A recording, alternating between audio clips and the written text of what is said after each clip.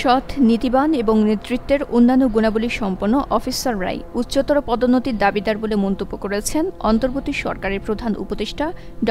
মোহাম্মদ ইউনূস। আজ রবিবার সেনা সদর নির্বাচনী পর্ষদ ২০২৪-এর আনুষ্ঠানিক উদ্বোধন অনুষ্ঠানে প্রধান অতিথির বক্তব্যে তিনি এসব কথা বলেন। প্রধান উপদেষ্টা বলেন, দেশে ক্রান্তি লগ্নে সেনাবাহিনী দেশের মানুষের পাশে এসে দাঁড়িয়েছে এবং একটি অন্তর্বর্তী সরকার গঠনের প্রক্রিয়াকে ত্বরান্বিত করে দেশকে এক অস্থিতিশীল পরিস্থিতির হাত থেকে রক্ষা করেছে। দেশের অস্থিরতা কাটিয়ে রেমিট্যান্স বা প্রবাসী আয়ে বইছে সুবাতাস।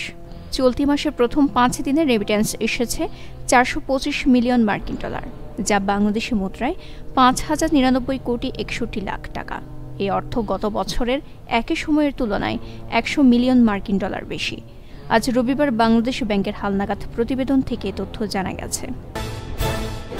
জুলাই ও আগস্টে ছাত্র জনতার গণঅভ্যুত্থানে মোট ১০৫ জন শিশু মারা গেছে জানিয়ে উপদেষ্টা শারমিন এস মুর্শিদ বলেন, সোমবার নিহত শিশুদের পরিবারকে ৫০,০০০ টাকা করে দেওয়া হবে।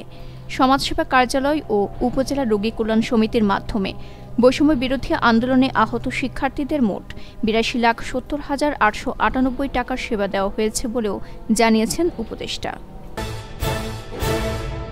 ৩ পার্বত্য জেলায় আগামী ৮ অক্টোবর থেকে ৩১ অক্টোবর পর্যন্ত পর্যটক ভ্রমণে বিরত থাকার অনুরোধ জানিয়েছে প্রশাসন।